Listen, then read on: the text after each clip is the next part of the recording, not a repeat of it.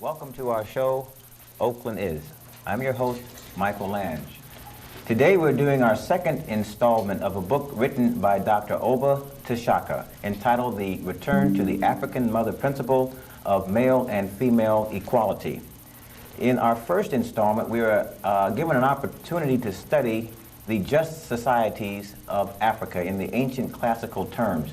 And we were able to understand a little bit more about the Twa people and also about the Numo twins. In this particular installment, we want to learn a little bit more about the application. How can we take the collective history and wisdom of ancient Africa and bring it into the 20th and the 21st century?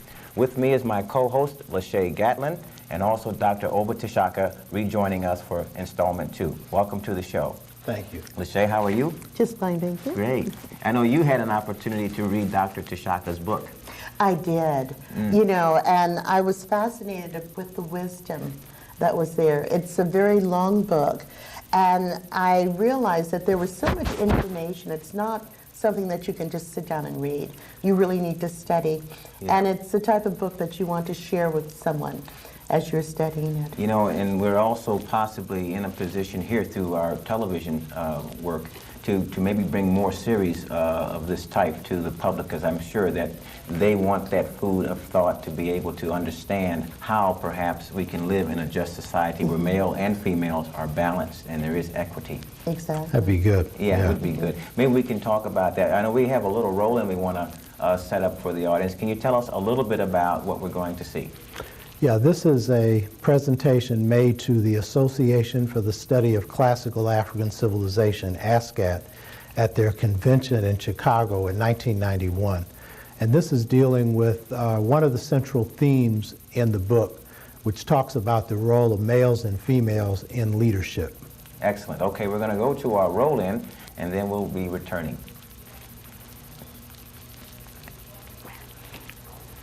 That's why less work has been done on Taseti, Nubia, Kush, or Ethiopia than anywhere else. Because they know whatever they come up with there, they're going to have trouble whitewashing it. So the thing is, notice the tradition. The Ethiopian had great social stability, meaning they had few struggles for power. Why? Because they had a system of the Kentucky Queen Mother and the King.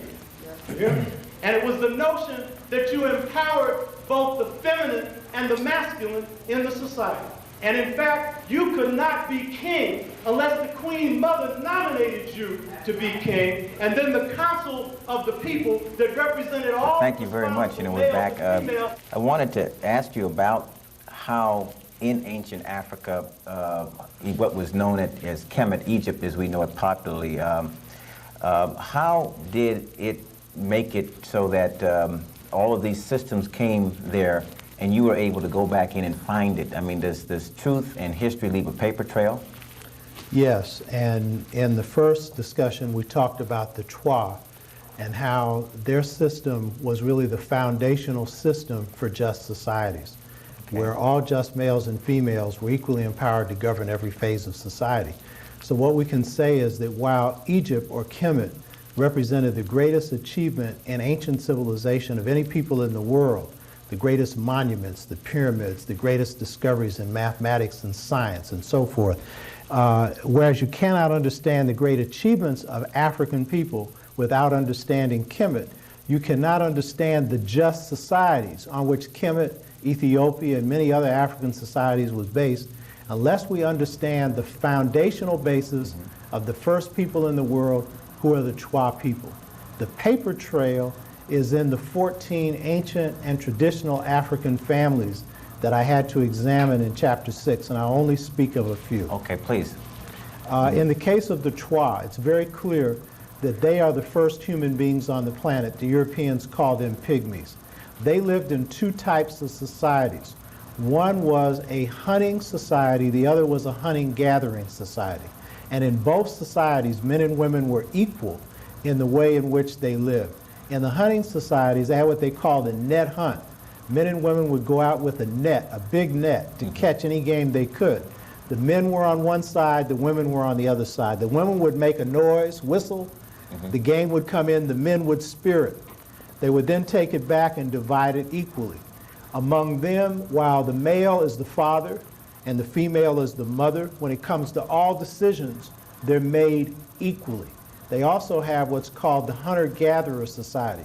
The men are the bowmen, they are the archers, they hunt. The women gather the shrubs. They are semi-nomadic, they move from place to place. The women are in charge of all the food supplies, and the men are in charge of the meat, the agricultural food supplies and the meat. And so here we see the equality is based on responsibility preceding rights. Women are responsible for the food supply, so they have the right to determine and the power to determine how it's distributed. Men are responsible for the game. They have a right to determine how it's distributed. Now, we can see in the Twa society, where just males and females are equally empowered to govern every phase of society, how that then played out. We have a chart over here where if you look at the chart, there is an example on the chart of the Afrikbi Igbo. And the Afrikbi Igbo are people who live in Nigeria. It's the third group listed on the chart, the second chart. Okay. And they are what's called twin unilineal, which means that the father, the male's last name comes from his father, the female's last name comes from the mother.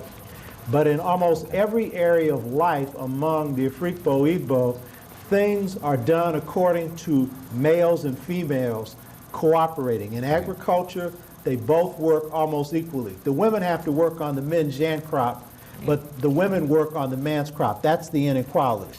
But in that system, they both work in agriculture. When it comes to house building, the man has a role, the female has a role. When it comes to fishing, there's a place for the woman to fish, there's a place for the man to fish.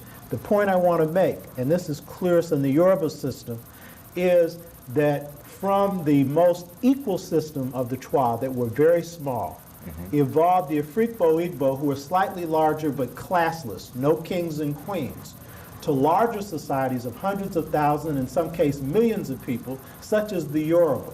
And the Yoruba, many of us come from West Africa.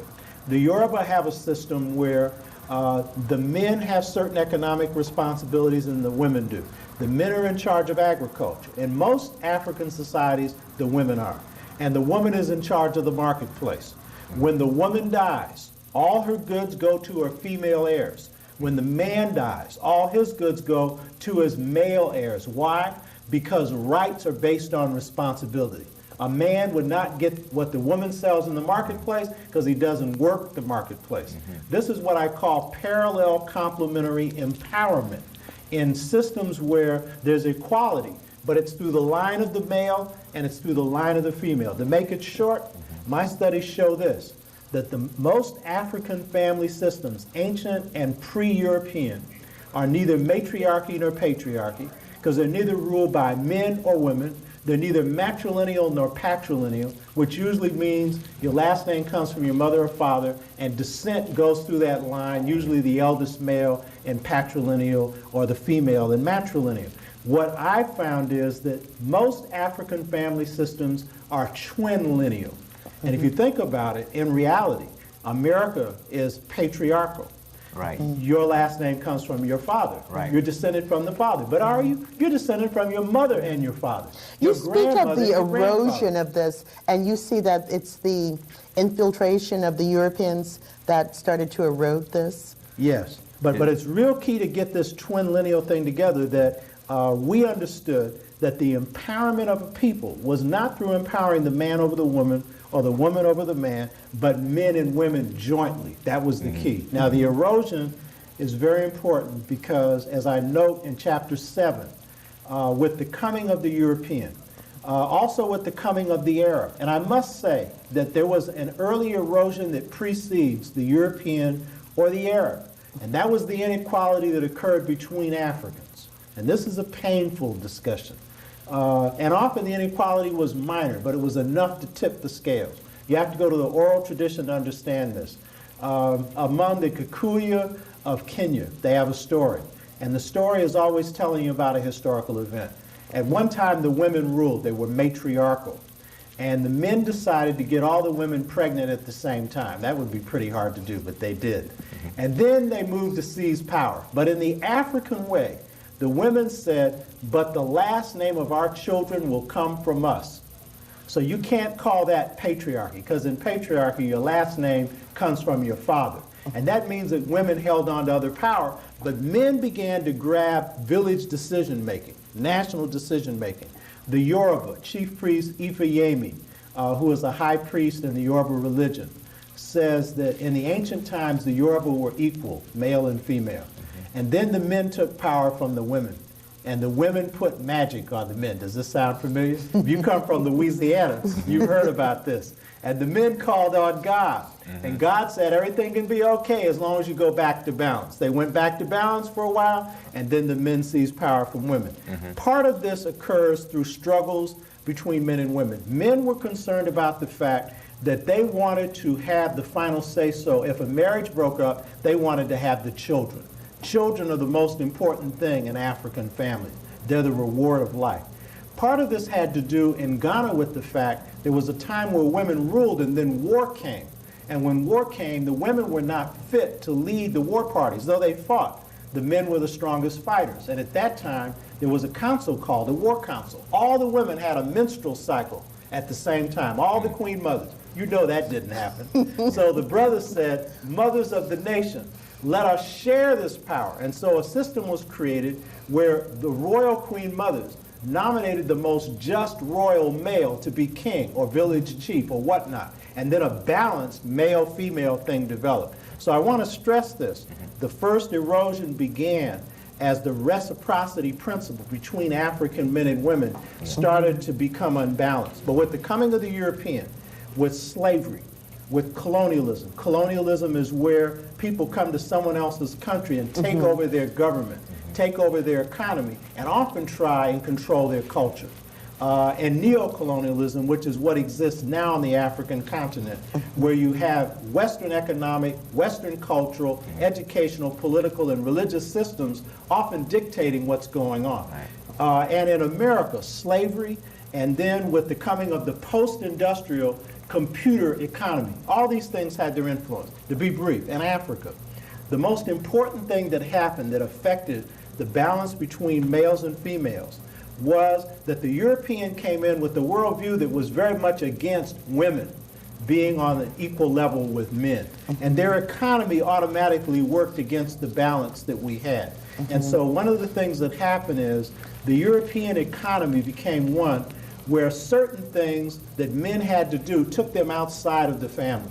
They had to go and work in the mines in South Africa, or they had to go into the cities to make money to pay taxes. And so this meant that no longer were men and women playing the balanced role in agriculture. Now in Africa, 60 to 80% of the food is provided by women. And men are marginalized, often without work. So one of the things this did was to erode the balance between male and female, but it didn't destroy it. In the United States, slavery did an interesting thing because on the plantation, black men and black women were equally exploited.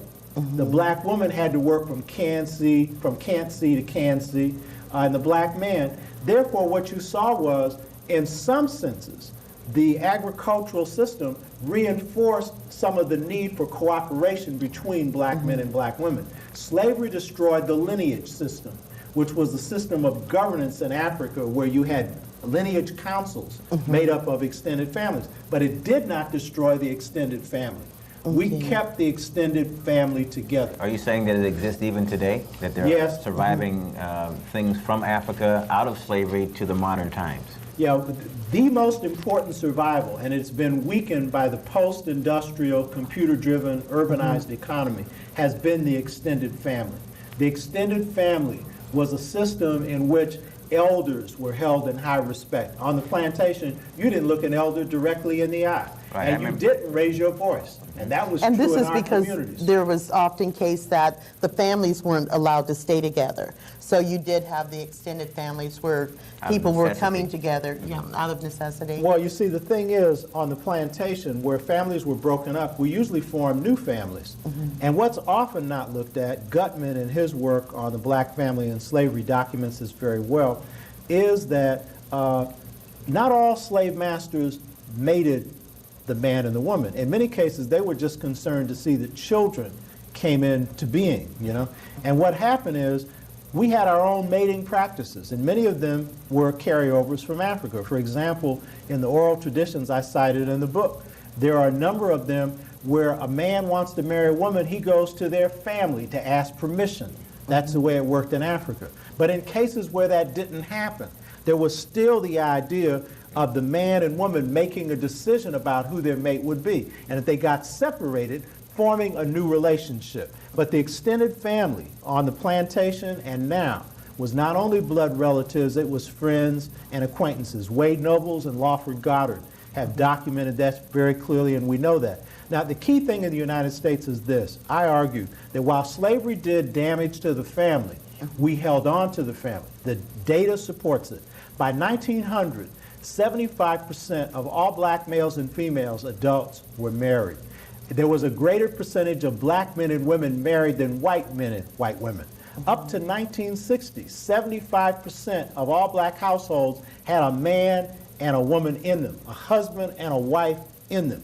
Now, what happens in the 60s is in many ways more devastating than what happened during slavery, because there's a greater erosion in the black family between, Dr. Nathan Hare notes this, between 1968 and the present, than between 1619 and 1968. All we have to do is look at the data. You speak of black singlehood. What is that? Well, I'm going to come to that. But I mean, if you know today, roughly 38% of all black households have a husband and a wife in them. And the key thing to understand is what happened. I argue two fundamental things happened that I can only go into briefly here. One is the powerful forces of television, the powerful forces of the dollar, the urban economy, the powerful forces of individualism, the powerful forces of the Western worldview that pretends to believe in morality, but it really believes in anything goes, because slavery is the most amoral, immoral thing you could ever think of. This is a system based on killing Native Americans, enslaving Africans, the rich get rich and the poor get poor. What I'm arguing is, on the one hand, what happened in the 60s is there was often an unconscious choice between two cultures, between the nuclear family European culture and the extended family African culture. Too many of us followed the European way. Between thinking of the race first and thinking of me first. Most of our younger people think of themselves as individuals, and I'm not knocking them. That's the result of urbanization. And on the other hand, there is the erosion of the black family caused by the computer-driven economy. There's a blues song that says, "The computer took my job," right? The reason why most black men are not heads of households or equal in the house is because they don't have a job to support their family. Because the blue-collar skills of my father with an 8th grade education or less is not sufficient to support a family. So that the thing is, these two forces have working to weaken our families. But this is the point I would make, and this is the fundamental point. We broke the back of slavery. We broke the back of segregation through the equalitarian principle in the family. Let me explain that. On the plantation, it was the Harriet Tubmans and the Nat Turners putting their heads together that busted up slavery. In the case of segregation, all you have to do is look at the Montgomery bus boycott.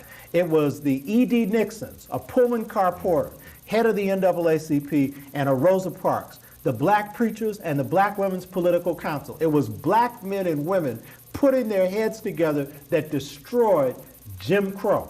And so what I'm saying is that while our families have been weakened by slavery, we held on to this principle of the male understanding he ain't gonna get nowhere without the female, and the female understanding she ain't gonna get nowhere without the male. And now while that principle is weak, it is still there. It has to be revived. It's the secret to our survival. I have a question I must ask then. What is the importance of having an Afrocentric curriculum so that, one, we can learn our past, going back to ancient Africa, as well as the Brown versus the Board of Education, the Montgomery bus boycott, and all those other things? Is it important to have an Afrocentric curriculum? Yeah, what's really important about that is that there's a third awakening going on among our people right now. It's an Afrocentric cultural renaissance. There's a sister named Emma Rogers who coined this in Dallas, Texas. She has a black bookstore. How recent is it? In the last 5 years? No, since 1984. Okay. We can earmark it with this Afrocentric educational movement. Since Dr. Asa Hilliard, with the support of the National Black United Front, which I'm vice chair of, launched this African American baseline curriculum project, where our best scholars got together and put together a curriculum for the public schools and our independent black schools in history, in language arts, in math, in science, and music, in every area. And that's been spread across the United States. The key thing about this education is, yeah, that's very important, but that the reason that this education is now important is we have the strongest team of African scholars in the African world under the titular leadership of the now deceased Dr. Cheikh Anta Diop. In the United States, we have the strongest team of African scholars who are laying the basis for an African worldview, who are laying the basis for strengthening the African and African American family, strengthening African and African American communities. So it's very vital that our students learn that humanity began in Africa. It's very vital that they know that the world's first civilization was Ethiopia, that the greatest achievement in ancient civilization was Kemet, and these were black, and the most just societies were among the Twa. And when they understand that, they can understand that if we could build the first families, we can rebuild the black family today. If we could build the world's first nations and the most just ones, then we can take the most just principles that come out of these societies and apply them to this society, to Africa and the African diaspora. Which is the next question. The educational curriculum would be one part of the puzzle, and the implementation in the black community, of which there may be 100 cities right now that may understand a return to an African principle. Now, here's a key point on that. I think that it's very important to understand that the society is undergoing transformation. The world is. The old systems of governance don't work anymore. Take the European. This idea that the white male is qualified to run the world, let alone this society, doesn't work anymore. Why? Because by 2020, the majority of this country will be black, brown, red, and yellow, right? With Africans being, though some say differently, the largest group among the people of color. Some say the Latino, but when they say the Latino, they're taking the African Puerto Rican, they're taking the African Cuban, and many others and counting them as Latino. They black, you understand? Now the thing is, I think it's crucial to understand that this twin lineal family system that is the basis for the justice of African families, where males are not on top of females and females are not on top of males, is really the model for revitalizing the African family, the African American family, and the dysfunctional family. Most of us will think I'm talking about black people when I say dysfunctional. Yes, some of us come from dysfunctional families. If you went through slavery, you would. I'm talking about the European family, which is based on a dysfunctional family model, which is that the man has all authority. That's why Clinton can be in charge of deciding what is final for his cabinet. That's why he can, Johnson could declare war in Vietnam without a decision coming from the Congress. We wouldn't allow that to happen in our society. So what I'm arguing is this, that just as single white males can't run the political system, we have what some of our black family researchers call role failure in the normative sense. Now this is talking to the brother on the street. And I talk to a brother who's in my family who knows what I'm talking about right now. This means that it is no longer possible for the black male to support his family on his own. That is also true for the white male as well. And if you cannot support your family on your own, you can't govern it on your own. You understand? Yeah. So what this means is the economic conditions of the society dictate, the social and cultural conditions dictate that there's going to have to be a pooling of resources in the family and a pooling of brain power in the family. And we can't go on what just comes off the head of one person. So there's going to have to be a transformation of mindset. This is the twin lineal system. Twin lineal system. So this is what you say is a solution. You know, in our closing moments, we only have about a minute or so left, but can you give us the paradigm or the structures that we would need to implement the first stages of a twin lineal system? In the family, to understand that there's no male without the female. Okay. To understand that if the black male is going to be brought back into the family must not only be a cultural unit that passes on knowledge, but an economic unit that takes the skills of a Whitney Houston, that takes the skills of a Michael Jackson family, that takes the beautiful skills of black people and markets them, controls them, distributes them, and serves as the basic employer in the black community. It means for community organizations, we have to understand that males and females are going to have to be equally empowered to run the organizations in our community. It means in the black church that while there are Jones Methodist churches, Allen Temple churches that are very successful based on male-female leadership, but mainly male leadership, by and large, most of us need help. And so I think that it's going to be this complementary interaction of balance. Male and female Yeah. that's going to be key to our liberation, because our power is in our people. And whereas the black family is the basis. And it's the foundation. Well, we want to thank you very much. Lachey, I know you probably have some closing you- comments. You had a chance to read the work. And I did, and you know, it's too much to cover in just a short time. You know, with every point that you made, there's another point coming we up. have an 800 number. Definitely, and I can only suggest to people to get the book and to study it. Don't just read it, study it, share it with your family. Dr. Tashaka, thank you very much. Thank you. And it's really been enlightening. Yeah, really. Yeah, really appreciate the research and the homework to go in. It's taken 35 years really to do this work. Yeah. Incredible. Thank you, and we'll see you next week. So long.